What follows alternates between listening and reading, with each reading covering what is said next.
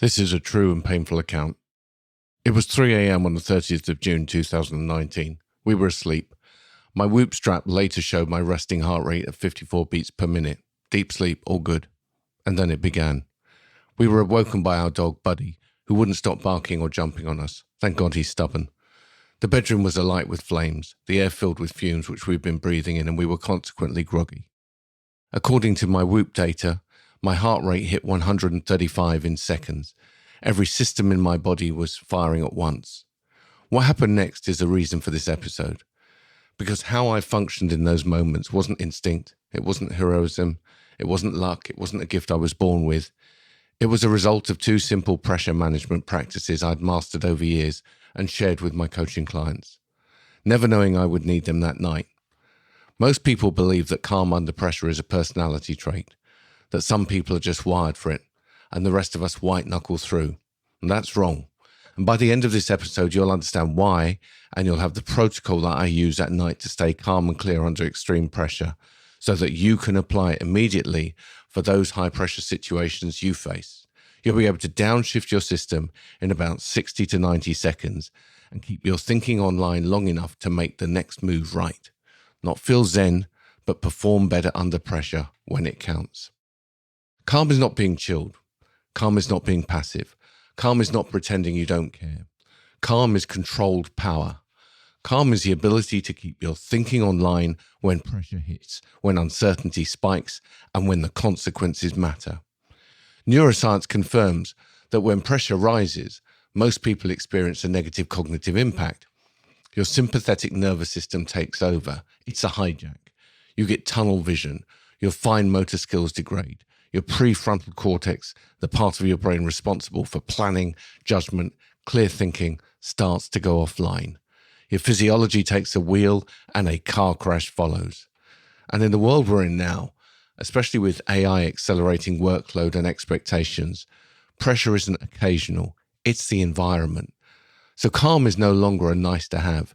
It's a performance under pressure skill, a leadership skill. Calm is contagious. And when you stabilize yourself, you stabilize the people around you. Back to the fire. Without thinking, without consciously deciding, I moved to 4x4 breathing. 4 counts in, 4 counts out. Not box breathing, but a rhythmic breathing pattern used by military operators to regulate their state under fire. I didn't choose it in the moment. It fired automatically because I drilled it hundreds of times, maybe thousands of times. It was installed. And that breathing calmed me down enough to think. And then I layered in self-talk, again automatically. First, instructional self-talk, directing myself step by step. Move left, down the stairs, get to the front door. Clear, specific commands cutting through the noise. And then state-changing self-talk. I've got this, keeping my nervous system from tipping over the edge, which was critical for me for more than one reason. I have a very rare life-threatening condition, which means losing control of my state isn't just uncomfortable, it's medically dangerous. An uncontrolled stress response can trigger a fatal collapse. So in that moment, I wasn't just managing the panic of the fire, I was managing the real risk of physiological collapse. My health condition had led me to spend the past 20 years mastering every stress and pressure strategy known to man. The breathing and the self-talk held me together long enough to get my wife out of the house safely. And then I went back in to find our dog. Buddy was hiding under a table. This was his safe place. I carried him out, and seconds later the house exploded. That wasn't courage. That was reps. Breathing I'd trained. Words I'd rehearsed. A system that held together when everything else was on fire. Literally. I've had the privilege of working with and interviewing and learning from a few modern-day warriors who've operated in the most extreme and hostile environments on the planet. SAS, SBS, Navy SEALs. Elite military operators who perform under conditions most people can't imagine. The quality I noticed in every single one of them is that they are all eerily calm. I mean really, really calm. Not because they don't feel fear, not because they're numb to danger, but because they have trained their nervous system to hold steady while fear is present. They feel fear, they just don't let it drive their emotions and actions. It's not magic, it's not some warrior gene. They use specific trainable tools, including breathwork and self-talk. Box breathing is used by special operators and first responders worldwide. a controlled breathing pattern that regulates the nervous system in real time. Navy SEALs and others use deliberate rehearsed phrases under extreme duress. Easy day. I've got this. Simple, practiced, automatic when it matters. The same two tools I used in a burning house at 3 a.m, breathwork and self-talk. The parallel is direct. The biology that governs performance in a firefight is the same biology governing your performance in a boardroom, on a trading floor, in a courtroom, or in a high-stakes call or presentation. The stakes may differ, but your nervous system doesn't. These operators don't have a different system to you, they have a trained one. There is a storm that most professionals and founders are in right now. It's not just a lot to do. It's workload plus uncertainty plus speed. AI is increasing output expectations. Even when nobody explicitly says it, the goalposts have moved. More is possible, so more is expected. And at the same time, roles are shifting, teams are leaner, inboxes are fuller, decisions are faster, and certainty is lower. That combination does something specific to the nervous system. It creates a permanent background signal of threat. Not a tiger in the room threat, a modern threat. I'm behind. I can't switch off. If I drop the ball, there's a cost. That's the storm. And if your system can't handle the storm, you don't just feel stressed. You make bad decisions. You communicate poorly. You become more reactive. You lose strategic patience. And then you wonder why your performance slips. So let me break down the benefits of trained calmness, because this isn't a wellness benefit. Calmness is a performance advantage. So firstly, cognitive clarity. When you regulate your nervous system, your prefrontal cortex stays online. You think clearly, you see options, you make better decisions. When you're not regulated, you're running on reflex, and reflexes don't close deals, win arguments, or navigate complexity. Secondly, optimal performance under pressure. This is the state-skill connection. Your training, your expertise, your years of experience, they can only show up when your nervous system lets them. Calm is what unlocks everything you've already built. 3. Nervous system control. You gain control over the thing that controls everything else. Stress becomes something you regulate rather than something that happens to you.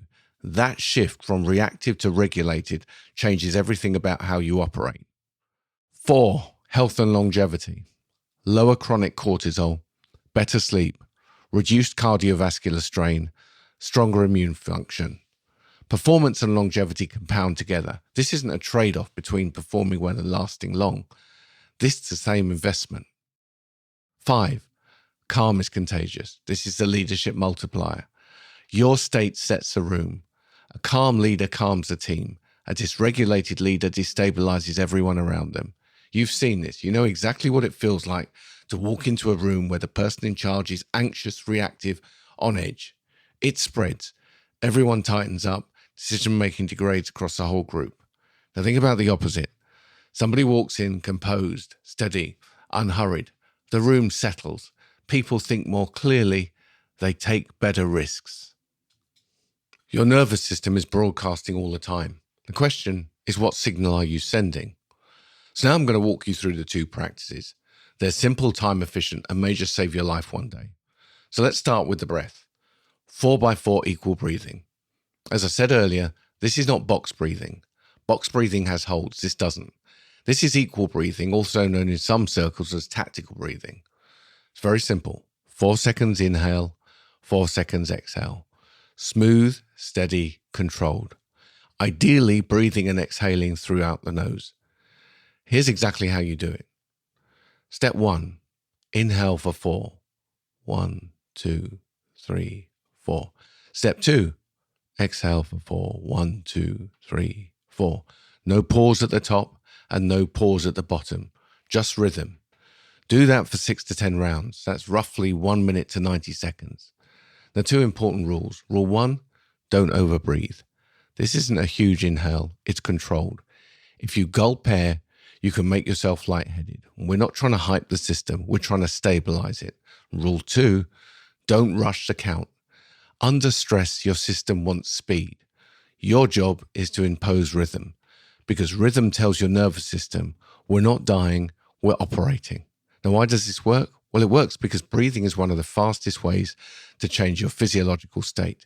And equal breathing is a clean, repeatable pattern you can run anywhere, at your desk, in a bathroom stall before a meeting, in the car before walking into your house after a brutal day, or right before you hit send on a high-stakes message. This isn't spiritual, it's tactical. So let's apply it to real modern-day pressure moments. You use equal breathing, not when you're already calm, but when you feel the pressure spike, when the email hits, when the meeting turns, when your chest tightens, when your tone sharpens, when you notice you're rushing. That moment is the doorway, and most people step through that doorway into reactivity.